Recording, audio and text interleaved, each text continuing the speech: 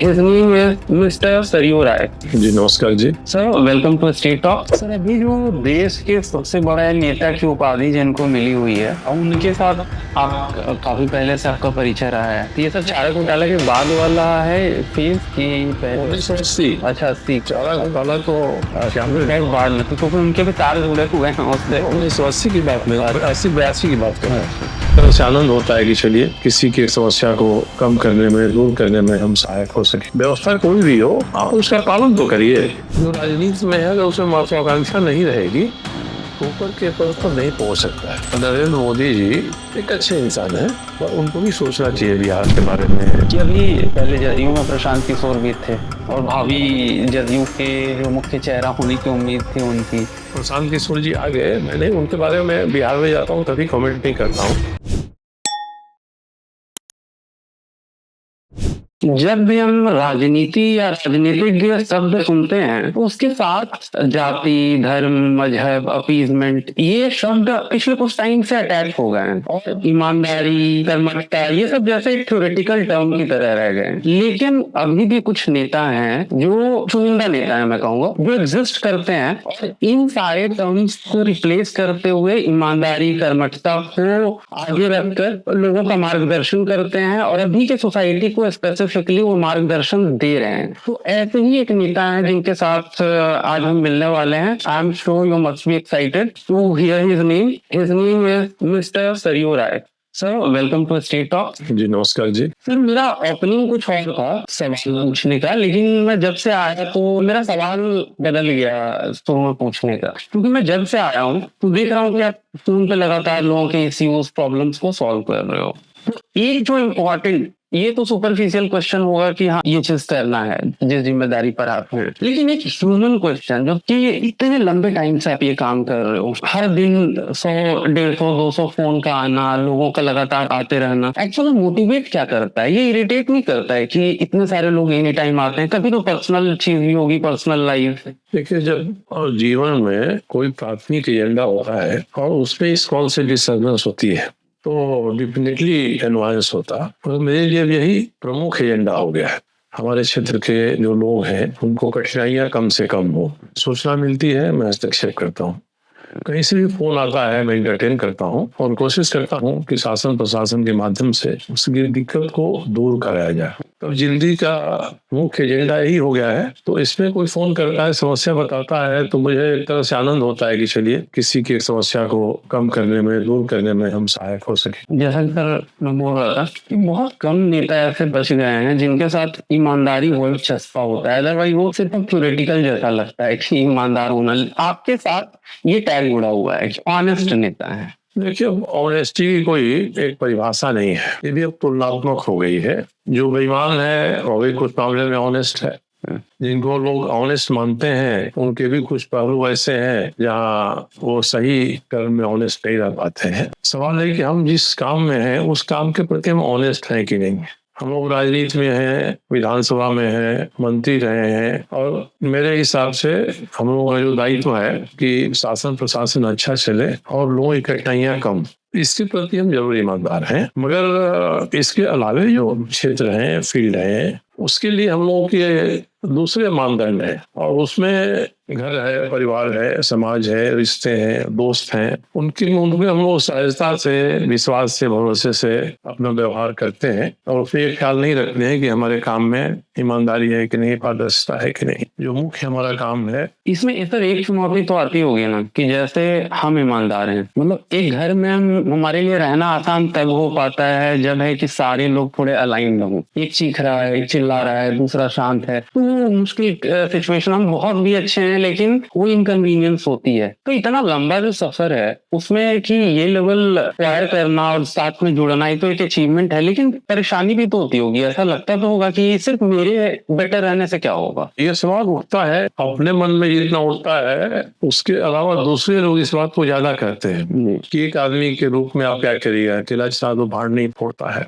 और मुझे लगता है कि इसका कोई असर हो ना हो, अपना जो असूल है यही है। इसके चलते रास्ते में कोई कठिनाई आती है, परेशानी आती है, तो उसको झेलना चाहिए उससे उगना नहीं चाहिए कि परेशानी आ गई तो हमें रास्ता छोड़ दें। एक रास्ता अपने जीवन का बनाया है हम लोगों ने, और ईमानदारी, कर्मठता, ये सब सापेक्ष शब्द है, बिल्कुल जिसको कहते हैं एब्सोल्यूट नहीं होता है ये। जी तो उसके हिसाब से हम लोग काम करते हैं। कठिनाई आती हैं, बहुत कठिनाई आती हैं। हमने जो रास्ता चुना है उसमें कठिनाई आ रही है, तो उस कठिनाई को हमको सॉल्व भी करना है, दूर भी करना है, या उसको झेलना भी है। तब ये मान कर आदमी चलता है, तब कोई असर अपने मानसिकता पर नहीं होता है। सर, इतना लंबा सफर आपका रहा है, एक जो इम्पोर्टेंट चीज हम लोग एज ए यूथ जानना चाहते हैं कि राजनीति बदली कैसे है पिछले 10-20 साल में? जो आपको लगता है ना, ये मुख्य परिवर्तन राजनीति में हुआ है पिछले 10-20 सालों में। आपने बहुत सही बात का उल्लेख किया है। हम लोगों का जन्म तो आजादी मिलने के जस्ट 1-2 साल बाद,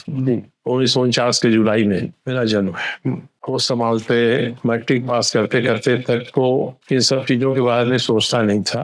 बाद में जब हम लोग देखते हैं, हम लोगों के गांव में कोई आदमी अगर नौकरी करता था बाहर में, तो वो घूस लेता था। पूरे गांव में चर्चा होती कि आदमी घूसखोर है, और उस समय लोग सामने से नहीं लेते थे, बिलो दी टेबल लेकर चला था, अंडर टेबल हम ले रहे हैं, और समाज उसको स्वीकारता था कि आदमी ईमानदार है, ये बेईमान है।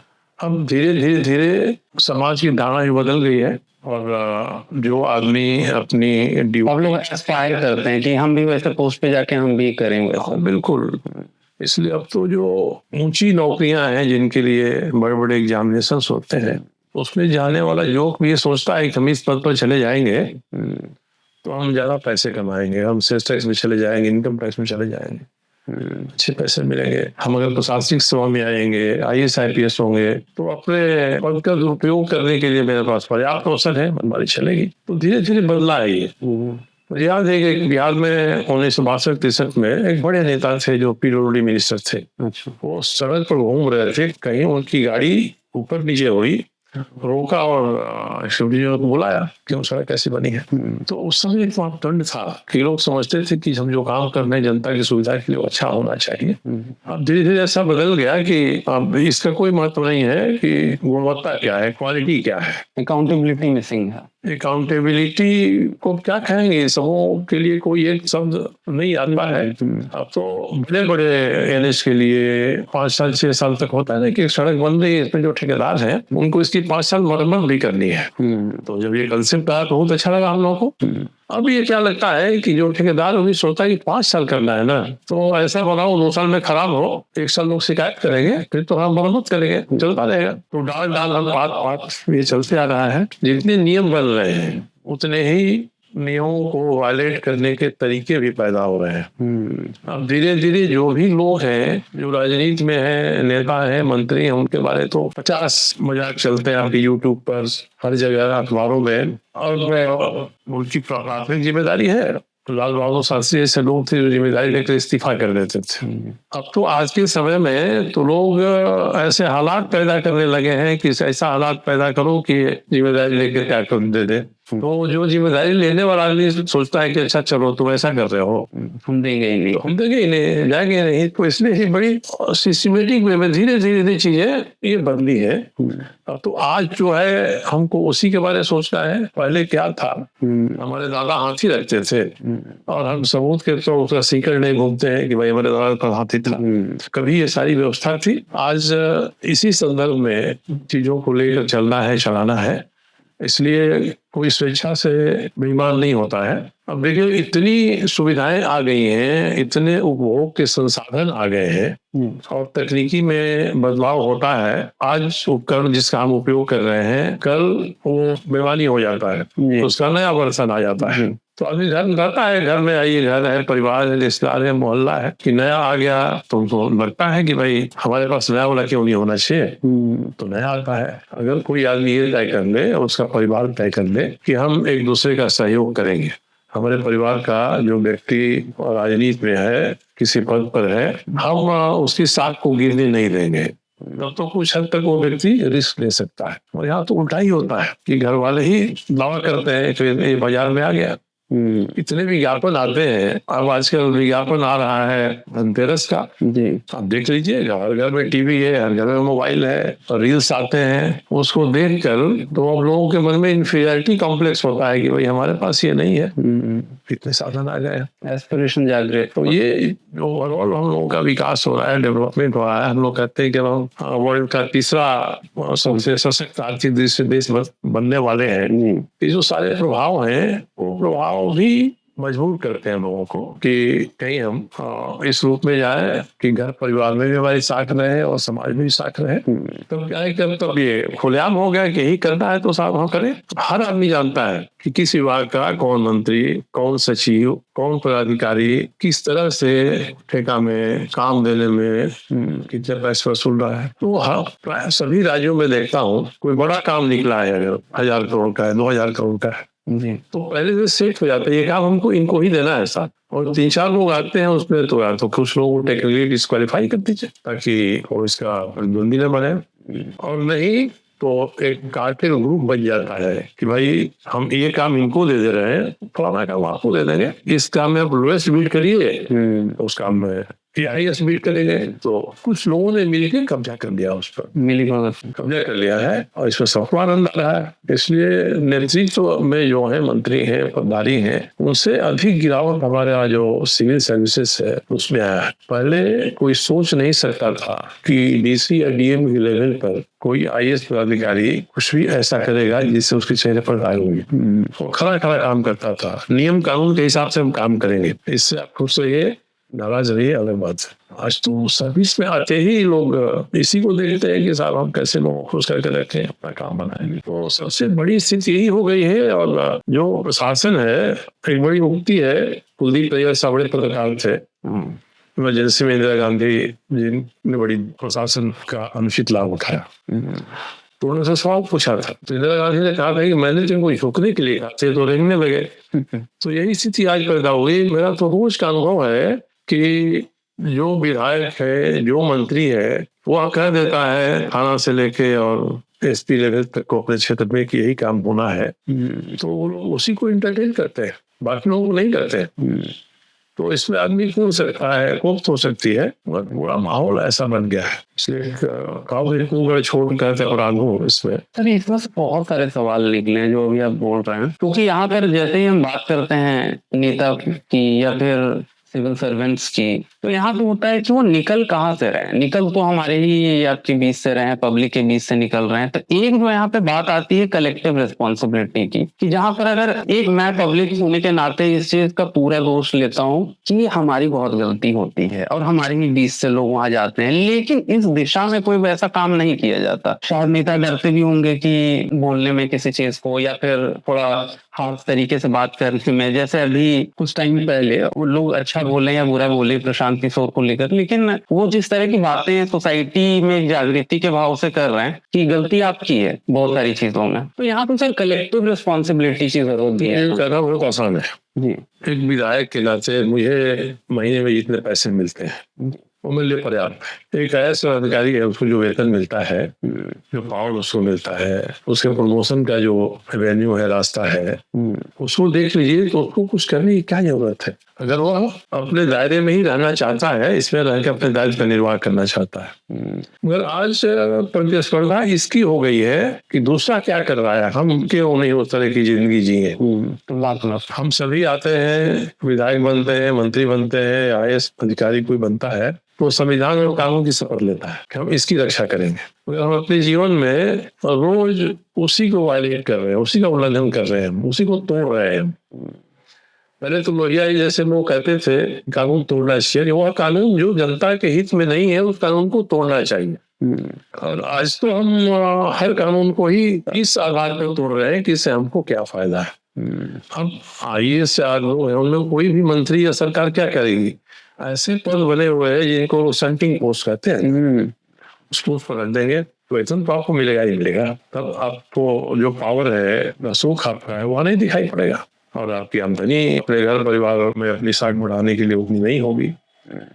इसलिए ये दूसरा क्या है कि राजनीति में अब जो बात आती है कि हम लोग भी कर रहे हैं, वो कहना आसान है कि आप मंत्री हैं तो आप सही तरीके से चलिए, आप हटा दिए जाइएगा, हट जाइएगा, मगर एक हटेगा तो 10 आने लगाए हुए हम वहां पहुंचेंगे साहब, और वो इस इरादे से नहीं वहां पहुंचेगा, तो वो ऐसी रचना करता है कि ऐसी परिस्थितियां पैदा हो। अब देखिए आज की राजनीति में हम लोग जिस समय के हैं उसमें शब्दों की एक सीमा मर्यादा रहती थी। हम विधानसभा में हैं, एक दूसरे पर जितना भी प्रहार करें या फील्ड में एक दूसरे पार्टी से एक दूसरी पार्टियां अपने सिद्धांत को सही ठहराने इनका भी जितनी भी आलोचना करें, जब व्यक्तिगत जिंदगी आती संबंध आता था तो वही करता नहीं रहती थी। विधानसभा में बात कर रहे हैं मगर बाहर निकले तो हम सभी विधायक हैं, हम सब अपना जीवन सब। तो आप ये मानिए कि आप जो कर रहे हैं ना वो अपने हिसाब से जनता के लिए आप सही कर रहे हैं, मैं जो कर रहा हूँ मैं सही कर रहा हूँ, और यहाँ तो नियत पर ही सवाल उठाते हैं कि आपकी नियत सही नहीं है। और जिस तरह के शब्दों का इस्तेमाल विधानसभा के बाहर होता है और बड़े बड़े नेताओं के सार्वजनिक बयानों में होता है,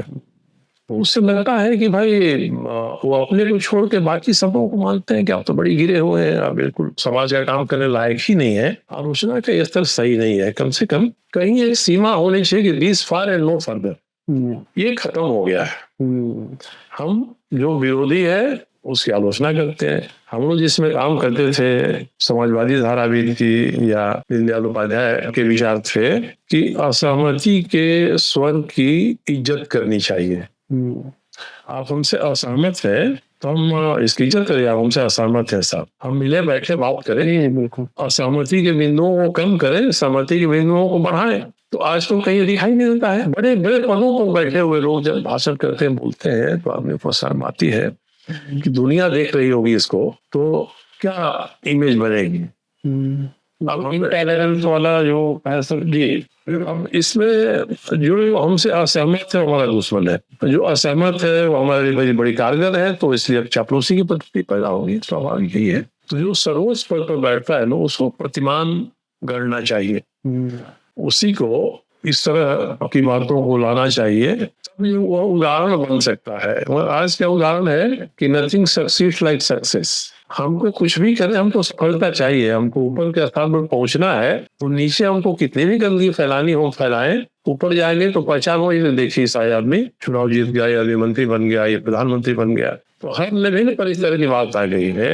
और यही कारण है हम लोग जो आशावादी हैं वो उम्मीद करते हैं इसी में से कोई रास्ता निकलेगा। सर जो मेरा सवाल था, हालांकि आपने इनडायरेक्टली उसका आंसर कर दिया, कि उससे कंटिन्यूएशन में था कि अभी जो नए पौधे आ रहे हैं राजनीति में, आपका तो इतना लंबा अनुभव है, बहुत सारे जनरेशन के लोगों के साथ आपने काम किया होगा, तो ये मेजर डिफरेंस क्या अभी के न्यू जनरेशन वाले में दिख रही है जो अभी अभी राजनीति में आ रहे हैं और उनको अच्छा खासा पद मिल चुका है? देखिए इसमें पहले की जो बात है, सही में लोग सेवा की भावना से आते थे, हमको समाज की सेवा करनी है, अब लोग प्रोफेशन मानकर आते हैं कि हमारा ये प्रोफेशन है, और पूरा जिंदगी कॉर्पोरेटाइज हो गया है।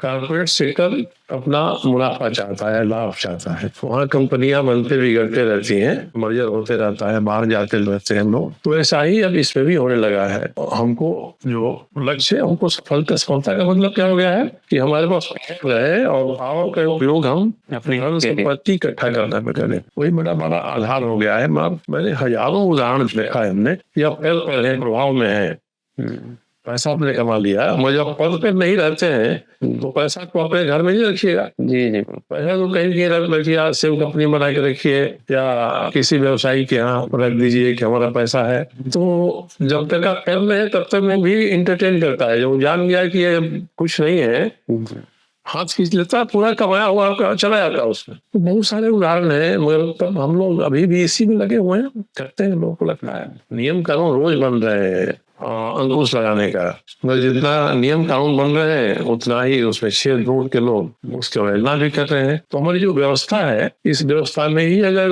घून आ जाएगा, जैसे हम लोग कहते हैं ना कि भूत भगाने के लिए पीला सरसों छीटा जाता है, अब सरसों में ही भूत घुस जाएगा तो आप क्या करिएगा।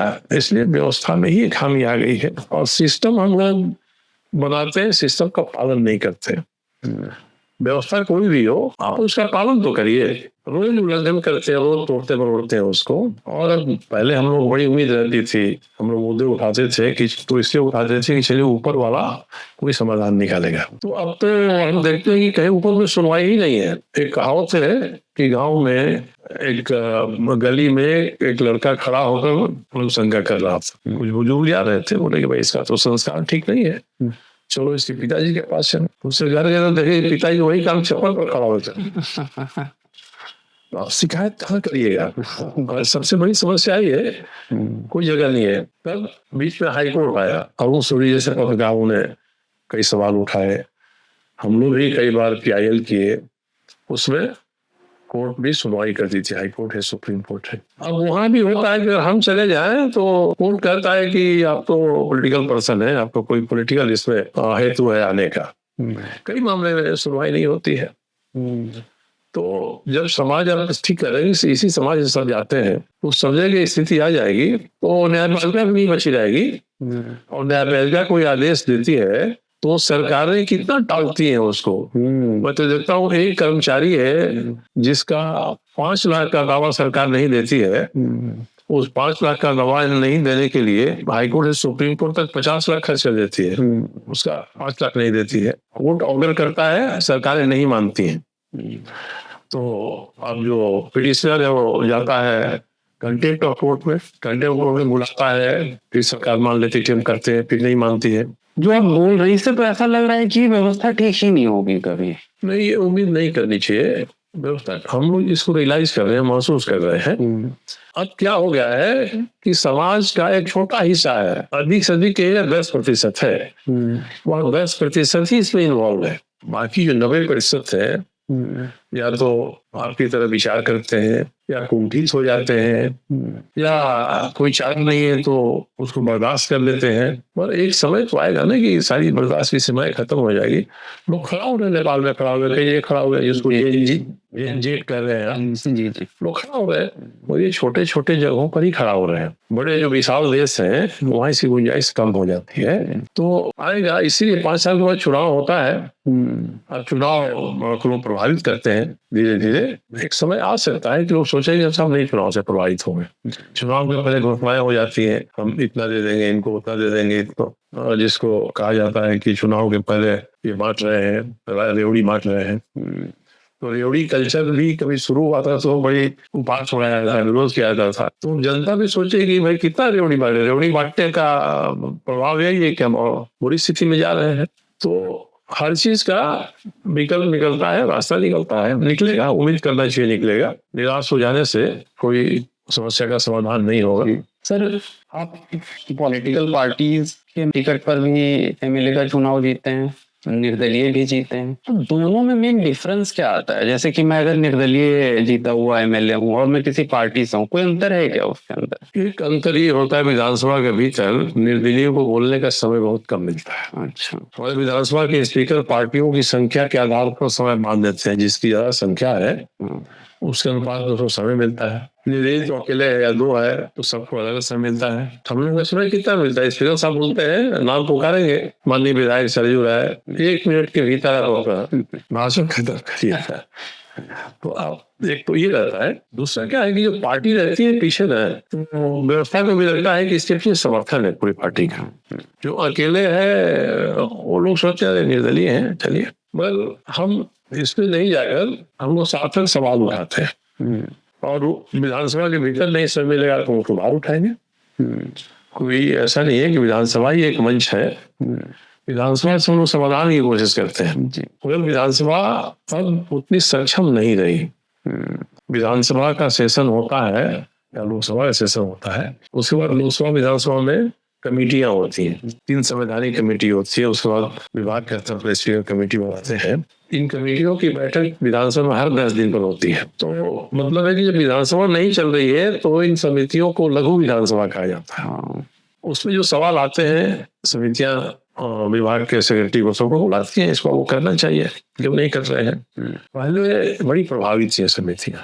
अब तो मैं देखता हूँ कि समिति की जो बैठकें होती हैं उसमें कोरम पूरा होना मुश्किल हो जाता है। लोग बहुत रुचि नहीं रखते हैं और कमेटी का सदस्य या उसका चेयरमैन बनने का एक ही मकसद है कि हमको टीए पूरे महीने का साइन करेंगे। तो कमेटी में लोग साइन किए करेंगे, रुचि नहीं है बैठने की। 2-4 लोग रहते हैं तो होती है कमेटी में बातचीत होती है। तो एक बात है। दूसरा, कमेटियां पहले अनुशंसा करती थी तो विधानसभा के स्पीकर उसको मुख्य सचिव क्या भेजते थे या विभाग के सचिव को भेजते थे तो लोग बड़ी गंभीरता से लेते थे उसको। अब तो उनको लगता है कि आ गया है कई तरह तो किनारे समिति का संस्थाएं पड़ी रहती है सरकार के पास महीनों तक, और उसी मुद्दे को लेकर कोई हाईकोर्ट जाता है तो ये बैलेंस होते हैं हाईकोर्ट की बेंच के साथ। विधानसभा के पास भी अधिकार है कि हम वो कंटेंट ऑफ विधानसभा विशेषाधिकार के मामले में बुलाएं, नियम बना हुआ है। मैं तो विशेषाधिकार के मामले में 1 दर्जन मामले चलाए हैं मगर वो सफल नहीं हो पाते हैं। तो इसीलिए इस व्यवस्था में जो कार्यपालिका है, विधायिका है, न्यायपालिका है, उसमें विधायिका को सब करती है। विधायिका को चाहिए पूछ सकता है, विधायिका को सकते में सफल नहीं होती है या कार्यपालिका का हिस्सा हो जा रही है। अब न्यायपालिका बनी है जो अलग से कुछ सवालों को उठाती है, मगर हर सवाल न्यायपालिका में ही जाएगा तो न्यायपालिका भी क्या करेंगी। इसमें सर एक और चीज डिफरेंस आता है क्या कि जैसे मैं किसी पार्टी से हूँ तो, और खासकर बड़ी पॉलिटिकल पार्टी से अगर मैं हूँ तो अगर मैंने किसी को एडमिनिस्ट्रेटर को कॉल भी किया, अगर मैं पावर में नहीं भी हूँ तो भी मेरी बात सुनी जाएगी वहाँ। अगर मैं इंडिपेंडेंट हूँ तो शायद मेरी बात को लाइटली लिया जाए। आमतौर पर कोई विधायक फोन करता है तो जो हमारे अधिकारी हैं उसको गंभीरता से लेते हैं। मेरा अनुभव है, आपकी बात सुनेंगे लेंगे, मगर आप जो बात कर रहे हैं उसमें मेरिट कितना है। ऐसा नहीं है ना कि एक विधायक ने जो कह दिया उसको डिस्ट्रिक्ट मजिस्ट्रेट या सचिव कर ही दे करके उसको रूल को फॉलो करना है, नियमानुसार वो कितना है। अब हम जो काम करते हैं वो नियमानुसार नहीं होता है, और नहीं होता है तो करते हैं सब, हमारा कोई भाव ही नहीं है। तो इस मामले में विधायक निर्दलीय हो या किसी पार्टी का हो, अगर बात सही बात करता है नाप तोल के कि हम सही बात कहेंगे तो जरूर उसको अधिकारी मानते हैं। खैर सर, आपके साथ तो है कि मतलब आप किसी में भी पार्टी में रहें आपकी बात को शायद ही टालते होंगे, क्योंकि आपको लेकर के एक परसेप्शन ये भी है कि इनसे नहीं टकराना है, क्योंकि इनसे अगर उलझे तो फिर खैर नहीं। हाँ वो तो खैर हो गया। देखिए हम लोग की उम्र हुई, अब एक्टिविस्ट थे हम लोग पहले। मैं तो अपने क्षेत्र में इतना करता हूँ कि मेरे यहाँ कोई काम लेकर आता है उसको कह देता हूँ कि भाई ये काम आपका संभव नहीं है, हम कह रहे हैं कभी अवसर नहीं करेगा, तो इंसिस्ट करके कह ही दीजिए। मैं तो यही फोन करता हूँ कि भाई देख लीजिए नियम कानून के हिसाब से ये होगा, आप सो कर दीजिए। तो रोज ऐसा लोगों से वाकया होता है। जब प्राइवेट स्कूलों में एडमिशन का समय चलता है, सब आ रहा है, तो नर्सरी में LKG में एडमिशन के लिए सैकड़ों लोग आते हैं। मैं तो उनको इतना ही करता हूँ, देखिए मैं सिफारिश कर दूँ, चिट्ठी लिख दूंगा, कहिएगा तो प्रिंसिपल को मैं फोन भी कर दूंगा, मगर मैं गारंटी नहीं करूंगा तो काम हो ही जाए। अच्छा हम करेंगे भी तो क्या है, हम चिट्ठी लिखते हैं हर स्कूल में, 10 भी चिट्ठियां जाती हैं। अगर हम दबाव डाले तो प्रिंसिपल सामने दिखाएगा, मीडिया को भी दिखाएगा, देखिए साहब इतनी चिट्ठियां उन्होंने लिखा है। पहले लोगों को साफ कहता हूँ ये काम होने लायक है, ये नहीं होने लायक है। और सामने जिसके पास चिट्ठी जा रही है उसकी भी तो लिमिटेशन है। मगर अधिकांश मैं देखता हूँ कि अधिकांश लोग अपनी परेशानियों को लेकर आते हैं, और हम लोग बड़ी चकित भी होते हैं कि भाई जो काम सामान्य रूप से हो जाना चाहिए प्रशासन शासन के द्वारा वो नहीं होता है, उसमें मुंह देखी होती है। जैसे हमारी जो समिति है, हमने दौरा किया था, हम लोग याद होगा कि एक राइट टू सर्विस एक्ट बना था, सेवा का अधिकार अधिनियम, कि किसी भी विभाग में आप इस काम को लेकर जाएंगे तो कितने दिन वो काम होगा नहीं होगा, हो जाए। शुरू में सब समारोह डाले में सब अफसरों के सामने, ऑफिसों के सामने बड़ा बोर्ड लगाया गया, ये काम इतने दिन होगा, ये काम इतने दिन होगा। आज कहीं बोर्ड नहीं दिखाई पड़ता है। मैंने सब विभागों को लिखा है, 3 महीने से किसी विभाग ने उत्तर नहीं दिया, तो कल मैंने कुछ विभागों को बुलवाया अपने कमेटी के सामने, वे तो आप उत्तर दो। तो जो काम है सरकार नियम बना देती है, नियम बना के भूल जाती है, उसकी मॉनिटरिंग नहीं होती है। कुछ ही विभाग है जहाँ जिसको मलाईदार कहा जाता है, जहाँ भ्रष्टाचार की बात आती है, जिसकी चर्चा होती है। तो बाकी और जो विभाग हैं जहाँ ये प्राथमिकता नहीं है काम, वहां भी तो नहीं होता है। दूसरे क्या है कि सरकार की ताकत धीरे धीरे कम इस मायने में होती जा रही है कि इतने पद सृजित हैं आपके यहाँ, कोई भी विभाग का सचिव या संयुक्त सचिव, तो उसके पास जो हैंड्स है उसी से काम कराएगा। कहीं नहीं एक आदमी चर्चा शाखा का दायित्व लिए हुआ है। अब आउटसोर्सिंग की पद्धति चल पड़ी है, इसमें नई दिक्कत आती है। आउटसोर्सिंग में सरकार देती है किसी को 20,000 रुपया है कि इस काम के लिए इनको 20,000 देना है, 20,000 दे दिया, वो तो उसको दे देता है जो आउटसोर्सिंग ठेकेदार है जी। वो जिसको बहाल करता है उसको 20,000 के बदले में 15,000 देता है।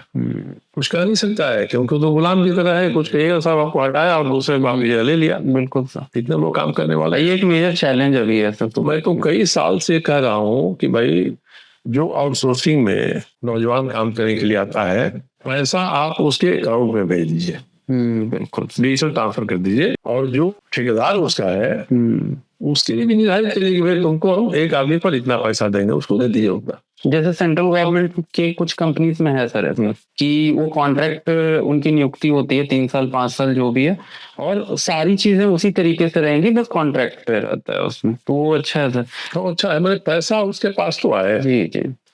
इसीलिए मैं तो माइनिंग सेक्टर में देखता हूँ, मैं जब भी दौरा करता हूँ जरिया का, धनबाद का और जगहों पर, तो जो मजदूर है वो नारकी जिंदगी जी रहे, ठेकेदार बहाल कर लेता है और पैसा कम देता है, वो खटना है। तो मैंने तो बीसीसीएल में कई बार आवाज उठाया, विधानसभा तक में बैठक हुई कि आप जो पैसा है रेट है मजदूरी का, उस मजदूरी को आप मजदूर के अकाउंट में भेज दीजिए, नहीं तो फिर रंगदार हो जाते हैं वहाँ, तो मजदूर से पैसा वसूलते हैं। तो सर अभी के टाइम में जहाँ पर कि जो सेंट्रल गवर्नमेंट है वो इस बात के लिए अपना पीठ थपथपाती है कि जनधन अकाउंट इतने खोले गए, इतना सब कुछ, तो जब ये सारी चीजें हो जाती है तब भी इतनी छोटी छोटी चीजें कैसे मिस आउट कर देती है गवर्नमेंट की? जब अकाउंट खुल गया है सबका तो पैसे आपको उसमें भेजने में क्या आपत्ति है? यही बात है ना, कराएगा कौन? कराना तो यहाँ के शासन प्रशासन को है ना। जिले में जो डीसी है उपायुक्त है उसको काफी अधिकार है। अब क्या हो गया है, मैं देखता हूँ कि जो हमारे सचिवालय के विभाग है वो अपना सारा काम डीसी पर सौंप देते हैं। ये काम दीजिए साहब, आप ये रिपोर्ट दीजिए, ऐसा करिए, उसको अपना काम करने के लिए फुर्सत ही नहीं है। जो उपायुक्त हैं उनका जनता के हित के लिए जो काम करना है उस काम करने के लिए समय नहीं है, केवल सरकार में ऊपर से जो आदेश आ रहे हैं उसका पालन करिए, अनुपालन करिए, उनको प्रतिवेदन भेजिए, इसी में पूरा समय लगा रहता है। तो नीचे डीडीसी का पद बाद में हुआ कि चलिए डीसी का लोग डीडीसी रहेंगे। अब तो ये होने के बाद भी और डीसी के पास गैर जरूरी काम ज्यादा है जो सिस्टम के द्वारा ही उसके ऊपर थोपे गए हैं, तो वो भी सोचते हैं कि क्या हम काम करें साहब, चलो समझौता करो, आराम से रहो, ठीक करो, ऊपर की बात नहीं मानेगा तो कल और उसका ट्रांसफर हो जाएगा। सर अब थोड़ा आपके व्यक्तिगत पॉलिटिकल करियर से थोड़ा सा आते हैं कि बीजेपी इतनी बड़ी पार्टी से निकलने के बाद और इतना लंबा टाइम देने के बाद, फिर निर्दलीय लड़ने के बाद, फिर झारखंड में जहाँ जदयू का इतना इम्पैक्ट नहीं है, इसको पिक करने के पीछे का मोटिवेशन क्या था सर आपका? देखिए, मैं भाजपा में था, पहले भाजपा के संगठन में था, संगठन का काम करने के लिए ही हम लोग पार्टी में आए थे। उसमें अवसर मिला, विधान परिषद में गए, विधानसभा में गए। अब मैं आपने जो सवाल पूछा, भाजपा में मेरे कुछ जेन्युइन मतभेद हुए और लंबी कहानी है। मुझे लगा कि मेरे स्वाभिमान सम्मान पर ठेस पहुंच रही है, तो मैं मंत्री था जिस सरकार में, उसके मुख्यमंत्री के खिलाफ ही मैंने दिए चुनाव। जी अब जीते भी।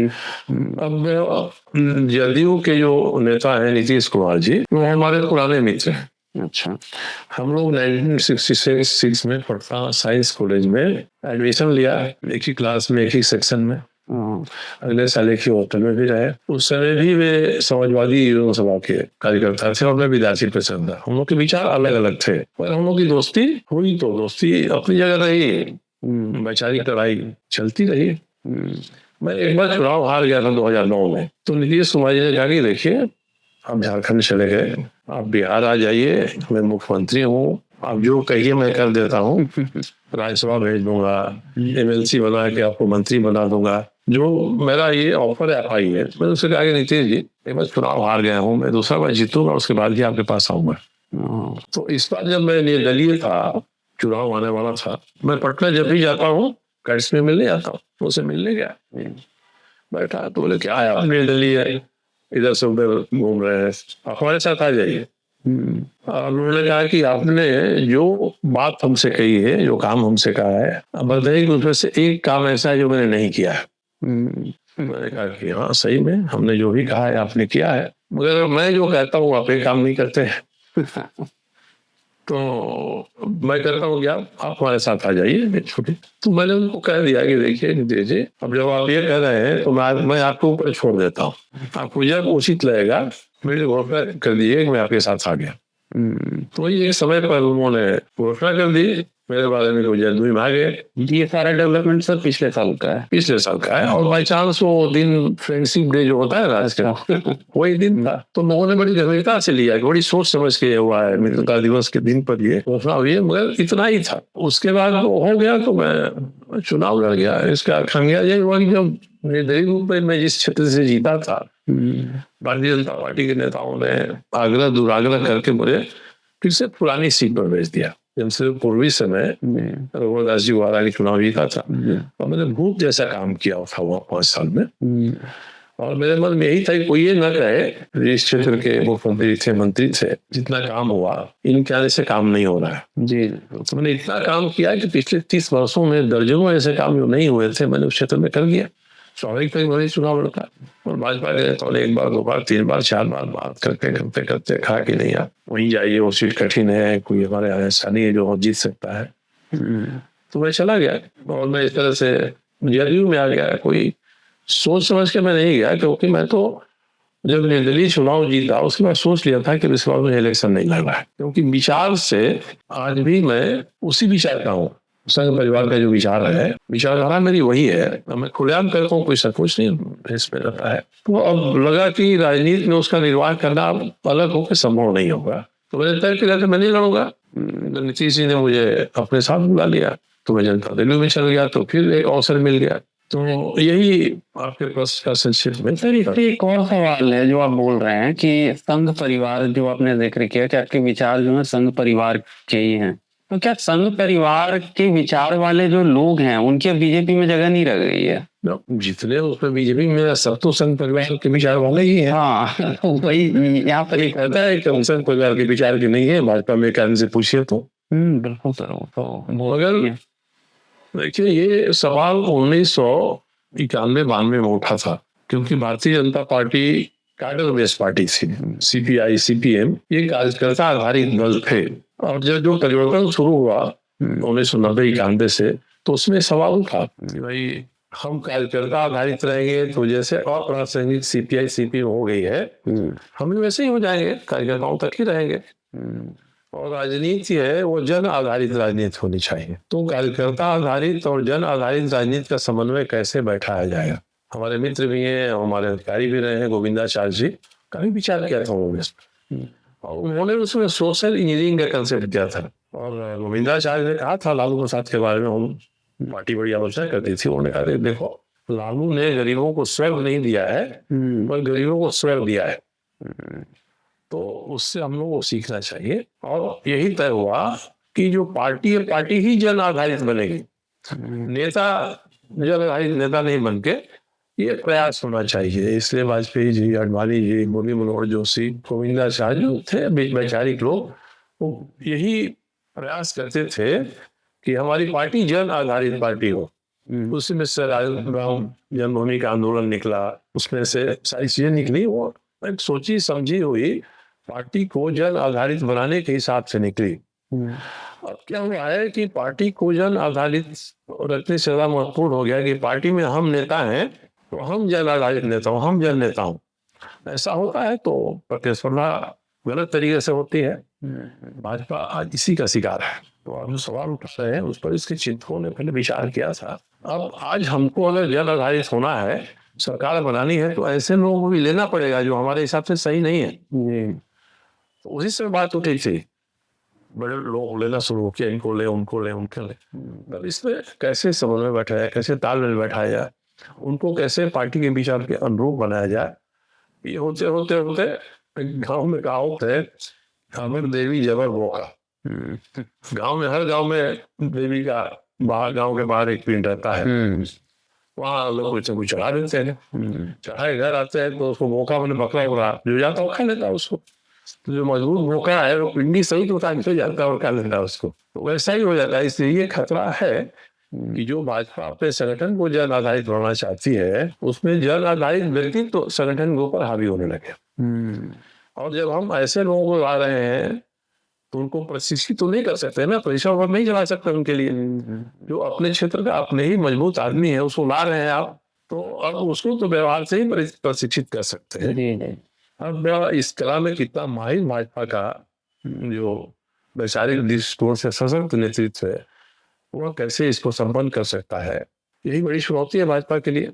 ये कर लेंगे चीजें ठीक जाएंगी, नहीं तो साफ खाई दिखाई पड़ती जाएगी। ये संघ विचार वाले हैं, ये संघ के बाहर के विचार वाले हैं। सर, इसमें अभी आपने नीतीश कुमार जी का जिक्र किया, एक बहुप्रतीक्षित सवाल ये है कि लोग अभी हाल फिलहाल में, आपने जिक्र किया कि आपकी रहता है उनके साथ, तो आपसे बेहतर कोई नहीं बता पाएगा इसको कि उनका स्वास्थ्य एक्चुअल में कैसा है, एक्चुअल में क्या वो मुख्यमंत्री के कुर्सी पे रहना अभी डिजर्व करते हैं। देखिए, तो कई बार क्या होता है ना कि जब हम धारणा कोई बना लेते हैं जी, ऐसा नहीं है, कहीं धुआं होता है तो आग होती ही होती है। एक धारणा बन जाती है तो हम उसके व्यक्तित्व को, उसके पर्सनालिटी को उसी रूप में देखते हैं। एक धारणा बना ली गई कि नीतीश कुमार अस्वस्थ रहते हैं, तो किसी प्रोग्राम में जा रहे हैं, कोई आचरण कर रहे हैं, तो हम उसी दृष्टि से देखते हैं। ऐसी घटनाएं होती हैं, वो प्रचारित करते हैं, देखिए इनको मानसिक संतुलन नहीं है ऐसा। अगर आप देखें तो नीतीश कुमार उसके अलावे रोज सैकड़ों लोगों से मिलते हैं, सरकार चलाते हैं, सभाओं में भाषण देते हैं। क्या डिसीजन वो सारे खुद लेते हैं? कोई भी डिसीजन खुद नहीं लेता है। हर आदमी में कहाँ इतनी क्षमता है सब डिसीजन ले, एक सामूहिक रूप से बैठाकर ही होता है। वो निर्णय में अंतिम सहमति तो उन्हीं की होती है। इसलिए ये कहना कि नीतीश कुमार जी, जिसको बहुत लोग प्रचारित कर रहे हैं, नीतीश कुमार को मुख्यमंत्री के लायक नहीं है, अभी मुख्यमंत्री हैं, अभी सब काम कर रहे हैं, टिकट बट रहे हैं, एक आदमी का मुआयना कर रहे हैं, तो ये कहना कि नहीं है, ऐसा नहीं है। सर, लेकिन एक प्रॉब्लम तो यहाँ दिखती है ना, ये प्रॉब्लम हर रीजनल पार्टी में दिखती है कि एक चेहरा नजर आता है और उसके इर्द गिर्द कोई चेहरे नहीं होते हैं। मतलब अगर वो चेहरा जिस दिन कोलैप्स होता है, उस दिन वो पार्टी का भी डर है कि पूरा खत्म हो जाए। बिल्कुल बिल्कुल सही करो। ऐसा क्यों नहीं करते हैं? मतलब क्या इनसिक्योरिटी ऐसी है कि और लोग नहीं ग्रो हों उस जगह पे? ये तो रहते हुए तैयार होना चाहिए ना कि मैं और लोगों को तैयार करूं कि वो पार्टी को आगे ले जाए। लेकिन लोगों को जनता या पत्रकार जिस रूप में देखते हैं, मुख्यमंत्री है उसको अलग देखते हैं, और उतना ही पावर किसी को कैसे दे सकते हैं आप? वो अपनी सीमा में जितना है उतना काम करता है, उस काम का उतना महत्व हम नहीं देते हैं। मगर 5 आदमी का एक छोटा समूह है, उस 5 में 1-2 तो ऐसे रहते हैं जिनको बिल्कुल जानते ही नहीं है, ऐसे वो भी बैठते हैं साथ में। तो टीम बनती है, ऐसे ही बनती है। तो इसलिए नेतृत्व तो एक ही रहेगा। अगर कई नेतृत्व रहेंगे तब आप क्या कहिएगा कि इसमें तो एकता ही नहीं है साहब, ये तो अलग अलग भाषा बोलते हैं, तो उसमें भी परेशानी हो जाती है। इसलिए नेतृत्व एक दिखाई पड़ता है, और रीजनल पार्टी में जो नेता होता है ना, वो आरंभ से अपनी फसल अपने ही पैदा करता है और फसल में काटता भी है। संगठन में ये सारा काम संगठन करता है, और जो नेता है वो संगठन के कंधे पर बैठ के ऊंचा नेता दिखाई पड़ता है। तो ये अंतर है क्षेत्रीय दलों में और संगठित दलों में। तो इस हिसाब से जो क्षेत्रीय दल का नेता होता है वो ज्यादा परिपक्व होता है, ज्यादा पारंगत होता है, और इसीलिए कई लोग क्षेत्रीय दलों को के साथ को आगे बढ़ाने के लिए अपने परिवार के लोगों को आगे करते हैं। आपने जो सवाल किया, जी बिल्कुल, इसी कारण से ऐसा होता है। नीतीश कुमार पर भी एक सबसे भारी दबाव है कि अपने बेटा को आगे बढ़ाइए, वो हमेशा ही इनकार करते हैं। एक ग्रुप को खुद तैयार हो गया कि हम करेंगे, बटना में पोस्टर लगने लगे, उन्होंने बाद में मना कर दिया। अगर उस बच्चे में इच्छा शक्ति होगी, अभिरुचि होगी, तो खुद ही आगे आएगा और आगे आके अपना स्थान ग्रहण करेगा। तो नीतीश कुमार एक ऐसे नेता हैं जो इस मामले में बिल्कुल निष्क्रिय है कि हम अपने परिवार को अपने तरफ से आगे नहीं बढ़ाएंगे। तो छवि तो उनकी बहुत बेहतर रही है, लेकिन अभी पिछले कुछ टाइम में मतलब जग जा ही रहे वो कि वो छवि थोड़ी धूमिल तो हुई है, जो कि जिन भी वजहों से हो, चाहे स्वास्थ्य कारणों से या कुछ वो आदमी के जीवन में मैं हम लोग तो नजदीक से देखा है। नीतीश कुमार में आरंभ से कई गुण, जैसे हम लोग संघर्ष के दिन हमारे थे, आपको एक उदाहरण बताता हूँ, जेबी मूवमेंट का सब था, तो उसमें क्या, जैसे कमरा है इसमें 4 खाट लगा हुआ है, तो हम लोग जाते थे ताकि वहाँ किसी पर सो गए जाके। नीतीश कुमार ये नहीं था, वो आदमी जाएगा, पहले बिस्तर झाड़ेगा, अपने बैग में से एक चादर निकालेगा, अपनी चादर जो घर से लाते थे, उसको उस पर बिछाएंगे, तब उस पर बैठेंगे, सोएंगे। बिल्कुल ऑर्गेनाइज्ड। हाँ, ये आराम से मैं देखता हूँ। स्वच्छता के प्रति बहुत आग्रह, हम लोग बिना हाथ पाथ धोए बैठे खाने, हाथ धोना है, हाथ पोछना है, नहीं एक उनका व्यक्तित्व में कई ऐसी चीजें हैं जो स्वाभाविक है। सर लेकिन आप तो मतलब जो जो बात बोल रहे हो उसको देख करके क्वेश्चन और आता है कि जब वो इंसान इतने अच्छे हैं, जो कि एक बड़ा वर्ग है जो मानता है कि इंसान अच्छे हैं, करप्ट नहीं है, काम भी उन्होंने शुरू के कुछ टर्म्स में बिल्कुल बहुत अच्छा काम किया है, लेकिन क्या इतने काबिल शख्स के लिए जहां अभी बिहार है क्या संतोषजनक है? अब देखिए, समय बीतता है, अपेक्षाएं भी बढ़ती हैं, अगर आप 10-15 साल पहले का बिहार देख लीजिए, 20 साल पहले का बिहार देख लीजिए, और आज आप जाइए पटना में, जाइए जिलों में जाइए, तो कम से कम संरचनाओं के मामले में पटना में ये फ्लाईओवर की नगरी हो गई है। जी सड़कें इतनी अच्छी बन गई है कि कहीं से भी 5 घंटे में पटना आ सकते हैं। रांची से हम लोग 5 घंटे में पटना चले जाते हैं आजकल। तो ये काम उन्होंने किया है रेल के मामले में, खेती के मामले में वो काम किया उन्होंने। मगर जो बिहार की आबादी इतनी बड़ी है ना, इतनी ज्यादा है कि आप परसेंटेज के तौर पे सोचिएगा तो बिहार हमेशा ही नीचे आएगा। एक लेकिन सर मेरे को मेजर कमी लगती है कि जो जिस दिशा में बिल्कुल काम नहीं हुआ बिहार में कि शहरीकरण, जो और शहर बनाने चाहिए थे कि यार कम से कम पटना के अलावा एक दो और शहर ऐसा होना चाहिए था जो उस लेवल का हो, लेकिन उस तरह का कोई काम नहीं हुआ। जैसे भागलपुर इंडस्ट्रियल हब है, वो ये पटना के बाद दूसरा जो पर कैपिटा इनकम हाईएस्ट है वो भागलपुर से है। वो जो पूरा बेल्ट है वो एक्चुअल में बहुत पैसे वाली जगह है, लेकिन आप अगर रास्ता आप देखो वहां पर आए दिन ट्रैफिक जाम लगता है ना, तो बेसिक इंफ्रास्ट्रक्चर नहीं है, खाना का इतने करोड़ों का वहां से है। शहर के भीतर की बात कर रहे हैं ना, जी जी शहरों के भीतर ये स्थिति है। जो पुराने शहर हैं, पटना में भी जाइए ऐसे, क्योंकि पटना तो हम लोग पढ़े हैं, रहे हैं, साइकिल से गली गली घूमे हम लोग, आज भी वो गलियां हैं तो पहले से बेहतर दिखती हैं, मगर उसको आप बदल नहीं सकते हैं। दूसरी बात क्या है कि आपको प्राथमिकताएं तय करनी पड़ेगी। भाई हमारे पास बजट के 100 रुपए हैं साल के, इस 100 रुपए हमें कहाँ ज्यादा खर्च करेंगे, तो उस हिसाब से उन्होंने जो स्टेट वाइड इंफ्रास्ट्रक्चर है उनको उन्होंने ठीक किया है। और धीरे धीरे शहरीकरण का वर्ग, शिक्षा में बहुत काम नहीं हुआ है, स्वास्थ्य में काम हुआ है, मगर स्वास्थ्य प्राइवेट और गवर्नमेंट सेक्टर में उलझ के स्वास्थ्य की स्थिति खराब दिखाई पड़ती है, तो बहुत काम नहीं हुए हैं।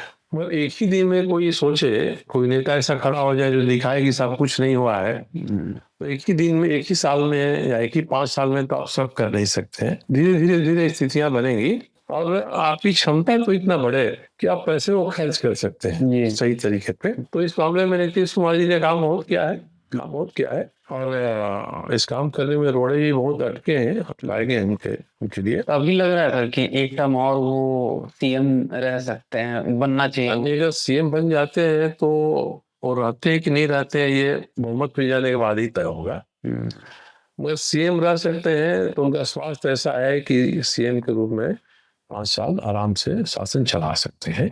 उसके बाद तो उम्र ही बहुत ज्यादा हो जाएगी, तो ये तय करना उनके ऊपर है, मगर स्वास्थ्य कहीं बाधक नहीं है। और आज जो सवाल बिहार लोग हैं ना, जो कई लोग उठा रहे हैं कि नहीं हुआ, वो नहीं हुआ, ऐसा नहीं हुआ, ये सारे सवाल 1982 में जगन्नाथ मिश्रा जी उठा चुके हैं। कांग्रेस के नेता थे, हालांकि ने उनको हटा दिया। इकोनॉमी से तेज आदमी थे, उन्होंने एक मूवमेंट ही चलाया, सवाल उठा बिहार बीमार क्यों। उनके सारे लिटरेचर आप देख लीजिए, तो आज जो बातें कही जा रही हैं, सब बातों को जगन्नाथ मिश्रा जी ने उस समय कह दिया है अभियान चलाकर। क्योंकि उस समय में भी 1980 में जो बिहार एक था, तो और जनता पार्टी से चंद्रशेखर जी अध्यक्ष थे, मैं बिहार का उसका जनरल सेक्रेटरी था उस समय 1980 में, और जगन्नाथ जी से हम लोग नहीं वैचारिक पड़ती थी, मगर उस समय सवाल उठाते थे। हम लोग कहते थे कि ये सवाल मुख्यमंत्री जी तक क्यों नहीं उठाया। और ये सभी सवाल मेरे पास कई किताबें अभी भी हैं, मैं देखता हूँ। ये सब चारा घोटाला के बाद वाला है फीस की 1980। अच्छा 80 चारा घोटाला तो बाद में, तो क्योंकि उनके भी तार जुड़े हुए हैं उससे। 1980 की बात में, 80-82 की बात कर रहा हूँ।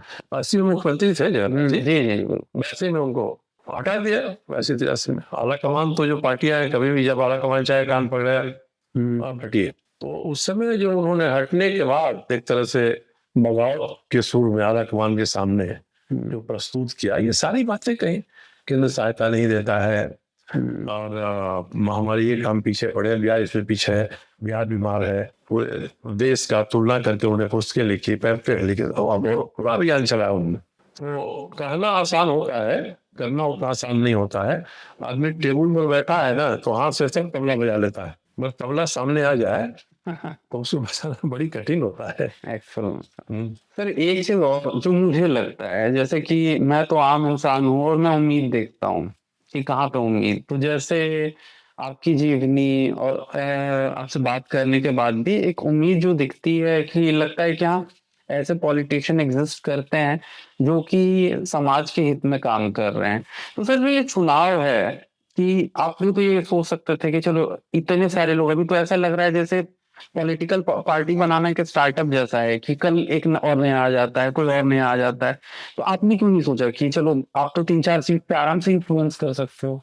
मैंने जिसको सोचा ऐसा नहीं सोचा है, उन्होंने अपनी पार्टी भी बनाई, कोशिश भी किया हमने। बाद में लगा कि जो अभी का माहौल है उसमें, जैसे आपने सवाल किया था ना कि जो क्षेत्रीय पार्टियां हैं जी उनमें एक व्यक्ति प्रमुख हो जाता है, जी वैसे ही आज पूरा सिस्टम देख लीजिए आप। प्रधानमंत्री से लेके जिन राज्यों में मुख्यमंत्री हैं वो मुख्यमंत्री ही प्रमुख हो गए। जी होता है हेमंत सोरेन की सरकार या ममता सरकार या योगी सरकार, जी तो हमने धारणा ही बना ली कि जो मुख्यमंत्री बन गया वो प्रमुख है, क्षेत्रीय पार्टियां को प्रमुख होता है और मुख्यमंत्री से ही सारी चीजों को आंका जाता है। तो अब ये जब धारणा है तो आपके 2 रहे, 3 रहे, 4 रहे, कोई विधायक आपके साथ आ जाएंगे तो आपको भूमिका अंत में ये होती है कि जैसे बड़ी मछली छोटी मछली को खा जाती है, वैसे ही देख लीजिए मायावती हो, इनके जो एमएलए 2-4 बनते हैं उनकी क्या स्थिति बनती है। झारखंड में ही बाबूलाल मरांडी के जो एमएलए थे उनको तो बीजेपी ने कोचिंग कर ही लिया, उनके साथ में आ गए,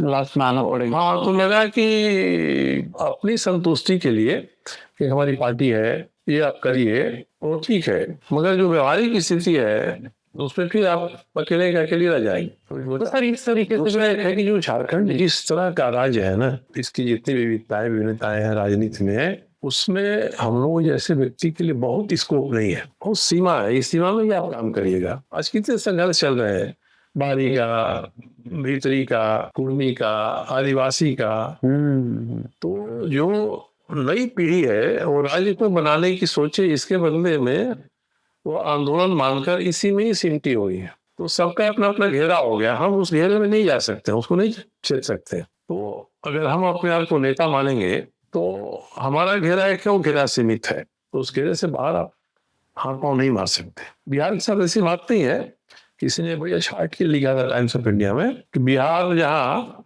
कास्ट कॉन्सेंट है वहाँ कोई नेता वेरिएबल होकर कितना चेंज कराएगा। तो जो कॉन्सेंट है वेरिएबल है इकोनॉमिक्स मैथमेटिक्स के टर्म में, जो जानते होंगे तो जो कॉन्सेंट है उस कॉन्सेंट को बदलने वाला कोई सशक्त वेरिएबल बना सकता है, तो कोई मतलब है यहाँ नहीं संभव है। इसलिए मैंने हम लोगों ने दूसरा प्रयास किया, देखा कि इसमें गाँव करें हम लोग क्या कि गोईठा में घी सुखवाने वाली बात होती है, तो ऐसा ही है। इसलिए जो स्थिति है, परिस्थिति है, उसको देख के समझ के संतुष्ट रहिए। आप जो कर रहे हैं उसी को अच्छी तरह से करिए, मुनासिब मान के करिए। तो इस तरह से ही मैंने इस तरह का काम नहीं किया, मैं शुरू किया फिर मैं रोक दिया उसको। जैसे मैंने पहले भी जिक्र किया और आप तो क्लोज ऑब्जर्वर होंगे शायद, कि अभी पहले जदयू में प्रशांत किशोर भी थे और भावी जदयू के जो मुख्य चेहरा होने की उम्मीद थी उनकी, अभी अपनी नई पार्टी उन्होंने बनाई है।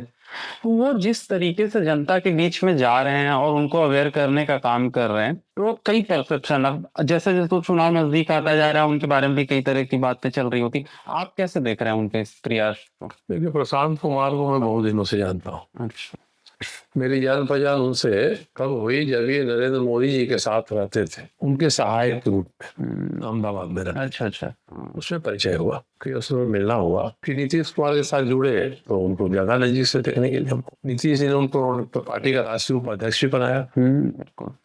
एक तरह से संकेत उन्होंने कहा कि आदमी उत्तराधिकारी हो सकता है, यदि आता उन्होंने। हर व्यक्ति जो महत्वाकांक्षी होता है ना, वो अपने लिए ऊपर वाली श्रेणी की तलाश में रहता है, जितना जल्दी हो पाए। हाँ, प्रशांत किशोर जी आ गए, मैंने उनके बारे में बिहार में जाता हूँ कभी कमेंट नहीं करता हूँ। मुझे इतना लगता है कि चलिए एक आदमी 3 साल से इतना मेहनत कर रहा है, तो हमको उसी को सराहना चाहिए, चलिए एक आदमी इतना मेहनत कर सका, और कोई आदमी 24 कैरेट का तो है नहीं। जी। अब जब चुनाव का माहौल आता है तो हर आदमी के बारे में शीशा लेदर करने वाली बातें होती हैं, तो प्रशांत किशोर जी को भी इसका सामना करना पड़ेगा।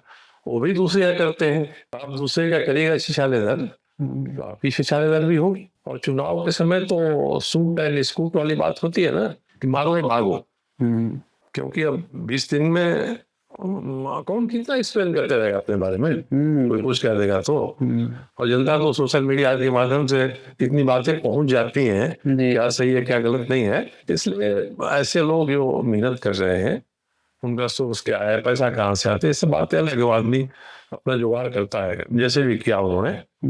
वो जो मेहनत कर रहे हैं ये उनकी हिम्मत है, उसकी प्रशंसा की जानी चाहिए। और उनको भी सोचना चाहिए बिहार के बारे में, राजनीति के बारे में, अपने बारे में।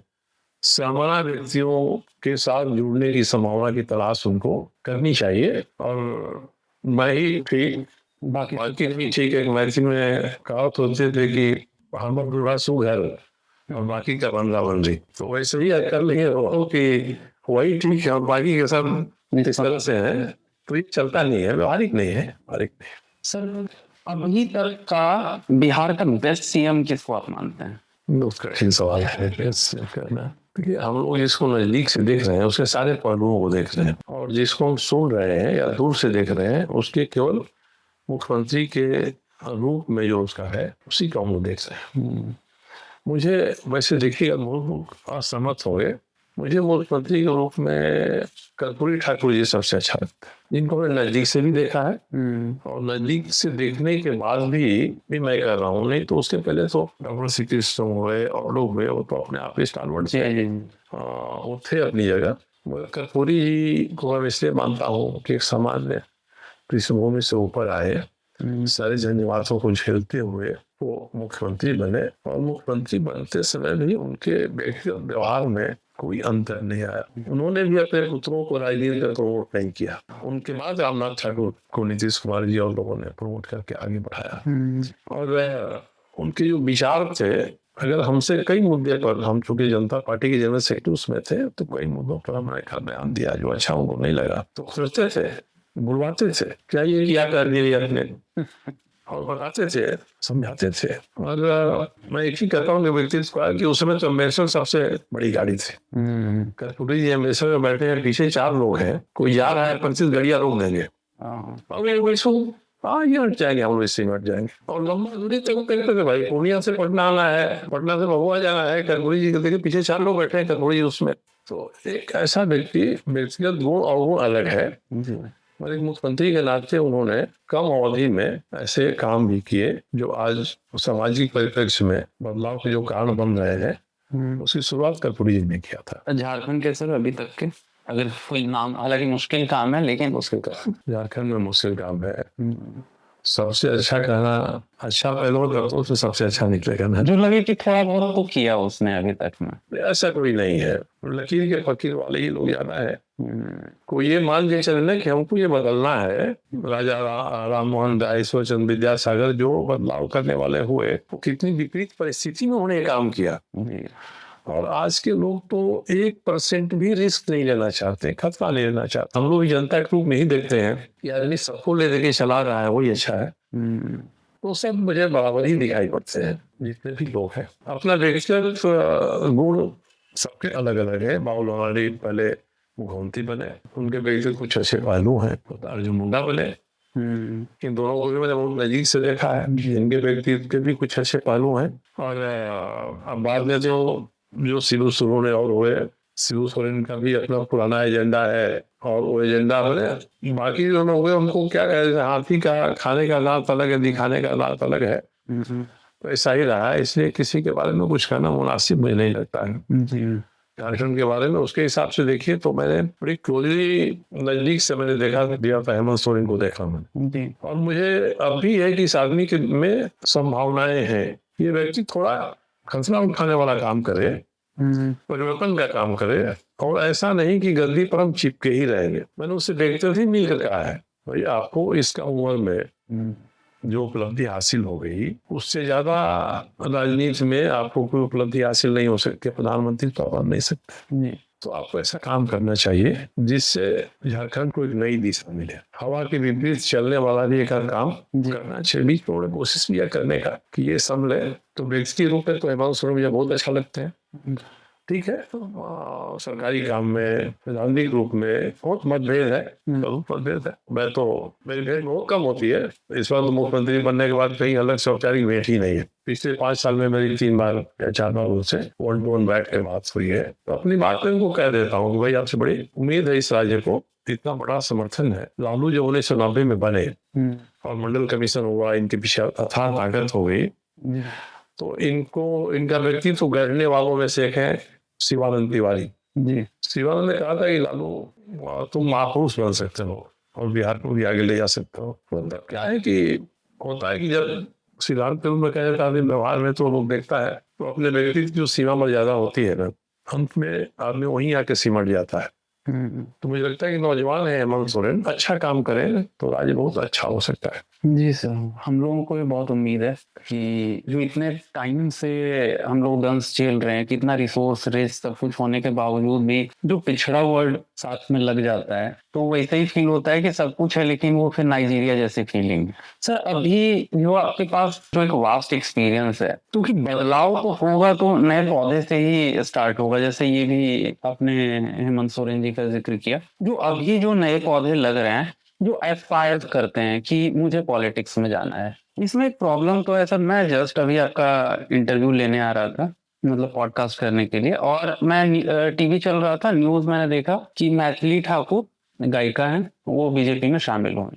कोई प्रॉब्लम नहीं है, बहुत सारे लोग उस तरह के हैं जो कि डायरेक्ट पैराशूट से ले आए जाते हैं। तो जो एक आम इंसान होता है वो कैसे, मतलब उसको क्या करना होगा, वो क्या करे ऐसा? मतलब हर कोई ना तो उस जगह पे जा सकता है, उतना बड़ा चेहरा बन सकता है कि डायरेक्ट आपको टिकट मिल जाए, या फिर आपके पास इतना पेशेंस, या फिर आप वो कर भी नहीं सकते हैं कि कार्यकर्ता लेवल से उठ करके सब कुछ घर बार छोड़ करके आप उस लेवल पे जाएं। तो एक्चुअल में क्या प्रोसेस है स्टार्ट करने का? प्रोसेस जो संगठन है, संगठन जो नेतृत्व है, वह नेतृत्व तय कर ले कि हमको अपने भीतर की मेधा को पहचानना है, ऊपर लाना है, तब नए लोग ऊपर जा सकते हैं। नहीं, अगर नेतृत्व नई प्रतिभाओं से अपने आप को असुरक्षित महसूस करने लगेगा तो नई प्रतिभाएं बिखर जाएंगी।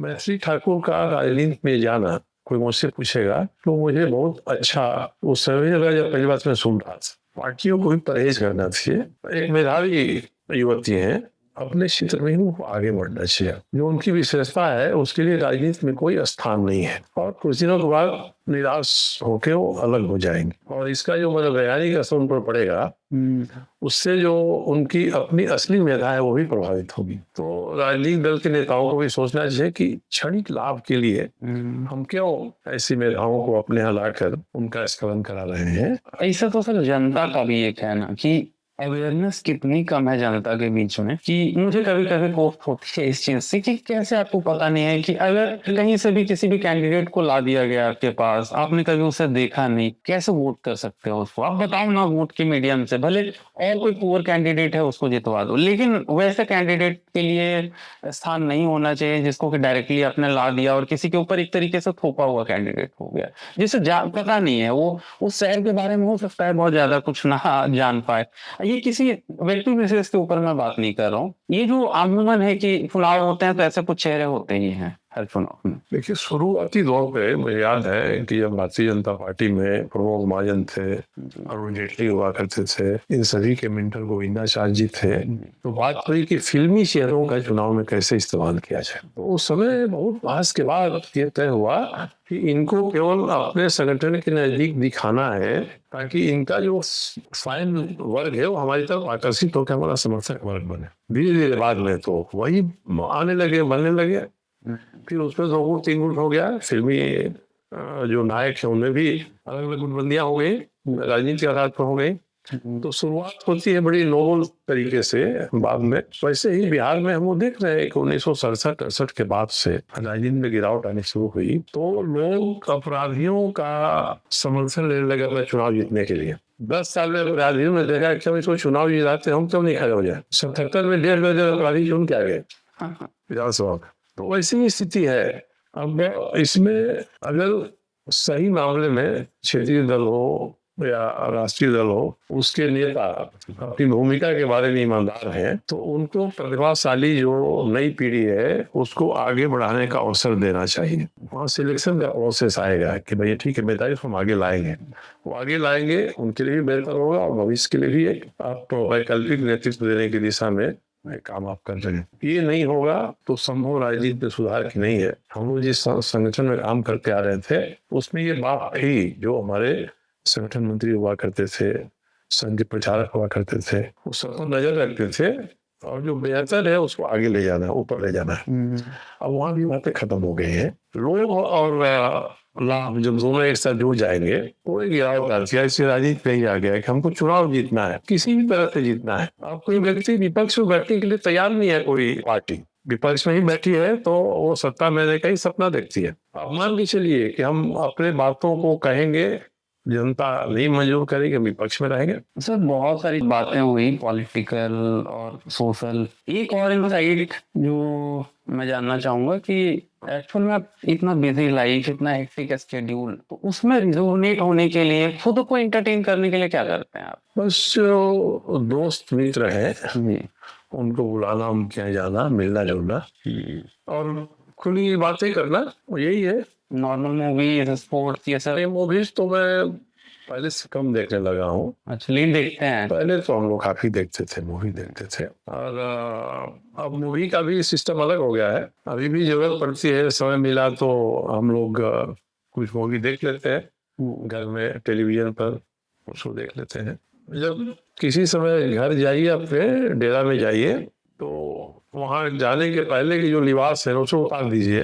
अब सामान्य रूप से घर के नागरिक की तरह जाइए, रहिए, दोस्तों में या सज्जनों के बीच में बैठिए, तो उसमें भूल जाइए कि आप विधायक हैं, कि आप क्या हैं क्या नहीं है, और सामान्य चौक पर बात करिए। तो इसी से मुझे आनंद मिलता है। और कोई दूसरी तीसरी ऐसी चीज नहीं, तो मुझे गीत सुनने का, पुराने गीत सुनने का शौक है। कहीं बजता है तो अच्छा लगता है, मैं कोशिश करता हूँ कि सुनो।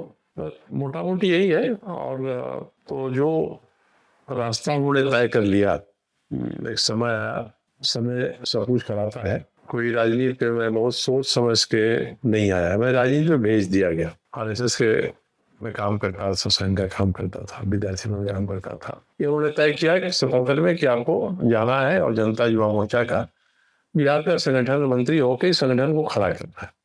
फिर मैं चला आया तो जैसा शहर बताया, कहा कि शहर सिखाएंगे को तो आओ। तो इस सिस्टम में रहते सर, अभी जो देश के सबसे बड़े नेता की उपाधि जिनको मिली हुई है वो है नरेंद्र मोदी, हमारे प्रधानमंत्री, और उनके साथ आप काफी पहले से आपका परिचय रहा है। तो जो एक्चुअल में एक परसेप्शन लोगों के बीच में है, आपका मिलना जुलना, सारी चीजें रही होंगी, तो थोड़ा सा ब्रीफ में बता पाएंगे एक्चुअल में कैसे एक्चुअल में इंसान है, कैसे एडमिनिस्ट्रेटर हैं, और देश को आने वाले टाइम में कितनी उम्मीद रखनी चाहिए उनसे? और देखिए, नरेंद्र मोदी जी एक अच्छे इंसान है। जो राजनीति में है, अगर उसमें महत्वाकांक्षा नहीं रहेगी तो ऊपर के पद पर नहीं पहुंच सकता है। हमारे भीतर महत्वाकांक्षा है, उसको पूरा करने के लिए हमको उसके लिए जो उचित लगता है वो करना भी पड़ता है। ऐसे समय में आलोचना होती है। मैंने तो उनको भारतीय जनता पार्टी के कार्यकर्ता के रूप में काम करते हुए देखा है, राष्ट्रीय महामंत्री के रूप में काम करते हुए देखा है, और उन्होंने साथ में काम भी किया है। वो व्यक्ति अपने धूम के पक्के हैं, और जो उन्होंने तय किया है उसको हम कैसे कराएं, या जो टास्क सौंपा गया है हम कैसे पूरा करें, ईमानदारी के साथ काम करते रहे हैं। क्योंकि हम लोग का वर्किंग रिलेशन ही रहा है। जी। हम लोग उस मामले में लापरवाह रहते थे। तो नरेंद्र मोदी जी बिल्कुल अपने आप को कस कर वो काम किया करते थे, और उस समय उनकी बातें ऐसी होती थी जैसे है। अब एक व्यक्ति के नाते हंसी मजाक समाचार सारी चीजें चलती हैं, इसलिए मैं ये मानता हूँ कि एक व्यक्ति के नाते वो सुलझे हुए इंसान रहे हैं। जिस पद पर है उस पद की सीमा है, मर्यादा है, मजबूरियां हैं, उसके कारण से जो आवश्यकता है उसके लिए कई चीजें करनी पड़ती हैं। उस दृष्टिकोण से हम आलोचना करेंगे तो आलोचना के अनेक बिंदु मिलेंगे, पर कोई भी व्यक्ति उस पद पर जाएगा तो एक व्यक्ति के नाते वो बेहतर व्यक्ति है, तो अंत में उसकी नीयत अच्छा काम ही करने की रही होगी।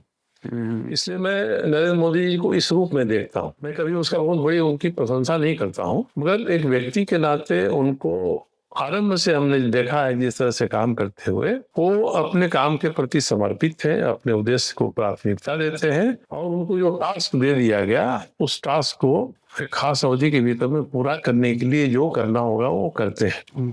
इस नाते इस व्यक्ति को मैं प्रधानमंत्री देखता हूँ, ये भी मानता हूँ कि प्रधानमंत्री के की बहुत जरूरत होती है और कुछ खराब न करे तभी जो विपक्ष है उसका काम ही है कुछ न कुछ नुक्स निकालना। एक कहावत हमारे यहाँ है कि नारद जी जैसे जो व्यक्ति हैं उन्होंने कहा कि भाई लक्ष्मी जी कह गए कि आप सुना कि आप 56 भोग बनाती हैं, जरा हम भी देखें इसमें कैसा बनता है। तो वो प्रमुख आलोचक थे, तो उन्होंने कहा कि हमको भोजन करें, उन्होंने भोजन कराया 56 भोग बना के, पूछा कि बोलिए कैसा है, तो उन्होंने कहा कि इतना अच्छा बनना भी कोई अच्छा नहीं होता है, तो नुक्स तो निकल ही जाता है। इसके प्रधानमंत्री है, अच्छा आदमी काम कर रहा है ना, काम करते समय गलती होगी उसको, ये कोई मान के चले कि हम हर काम करेंगे वो सही करेंगे, काम करने के दौरान गलती होगी, काम करने वाला भी इसको माने कि हमसे गलती हो गई और गलती को सुधार ले तो वो गलती का होना कोई मतलब नहीं रहता है। मगर आज ये गलती आपसे हो गई तो विपक्ष उस गलती को लेकर ही खड़ा होता है, उसको सुधार कर लिया उसको नहीं देखता है, सब आपने गलती कर दिया। तो आलोचनाएं ऐसी ही होती है। मेरी एक ही अपेक्षा रहती है कि प्रधानमंत्री के रूप में मोदी जी को उदार होना चाहिए। हमारी जो भारतीय विशेषताएं हैं या जो बड़े नेता हैं या महापुरुष हैं किसी विचार के हों उनकी प्रशंसा करनी चाहिए। ऐसा नहीं कि हमारे विचार के नहीं है तो उनकी आलोचना करें। व्यक्तित्व तो बनते हैं तो व्यक्तित्व के बनने में बहुत समय लगता है, संघर्ष होता है, तो हमको प्रतिभा भंजन के रूप में काम नहीं करना चाहिए। अपनी जगह जिसने किया पूरे आदर संस्कार के साथ हमको उसकी प्रतिभा का भी हमको अपने आप में प्रशंसा करनी चाहिए। एक आपके अंदर ऐसी खामी जो आपको लगता है कि नहीं रहनी चाहिए आपके अंदर, और एक ऐसी गलती जो आपको लगता है कि आपने की है जिसके लिए आपको रिग्रेट होता है? देखिए मुझे तो मेरी कमी यही लगती है ना कि मैं बेपरवाह व्यक्ति हूँ। इस तरह से जो काम हमारे यहाँ है काम कर दिया हमने, हो गया, इसका रिजल्ट क्या होगा, नतीजा क्या होगा वो ध्यान नहीं रखता हूँ। मतलब एस्पिरेशन इतना हाई नहीं है कि मेरे को नहीं है ऐसा एस्पिरेशन नहीं है शुरू से।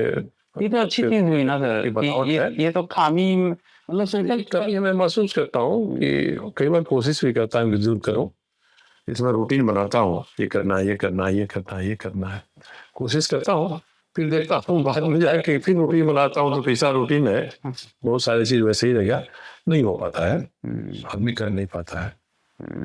और एक बहुत जगह तक कहिएगा, मैं बहुत ही स्पेसिफिक होना चाह रहा हूँ। कई लोगों के प्रति मैंने भ्रांत धारणाएं बनाई हैं, कई लोगों की ऐसी आलोचनाएं लिखी हैं जो मुझे नहीं करनी चाहिए थी, तो मुझे उसके प्रति रिग्रेट रहता है। उसके हिसाब से मैं अपने भीतर में सुधार करता हूँ कि हर व्यक्ति 100% सही नहीं होता है, 24 कैरेट का नहीं हो सकता है। उसके भीतर जो गुण है उन गुणों की प्रशंसा करनी चाहिए, जो उनके अवगुण है उन अवगुणों की उपेक्षा करनी चाहिए।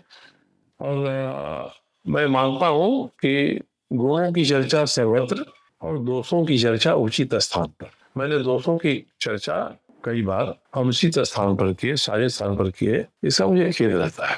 सर बातें तो कंटिन्यूअसली मुझे छोड़ने का मूड नहीं कर रहा है, लग रहा है कि और भी चीजें बातें करता रहूं, लेकिन समय की सीमा है, तो मैं इसी रिक्वेस्ट के साथ खत्म करना चाहता हूं कि नेक्स्ट टाइम सर जल्दी आप और टाइम देंगे, और बहुत सारी जो छूट गई हैं बातें पर्सनल लाइफ की भी, आपकी कॉन्स्टिट्यूएंसी की, और बहुत सारी चीजें मैं पूछना चाह रहा था, तो नेक्स्ट टाइम सर कवर करेंगे। और बहुत बहुत धन्यवाद। जरूर, बहुत धन्यवाद आपको आए, नमस्कार।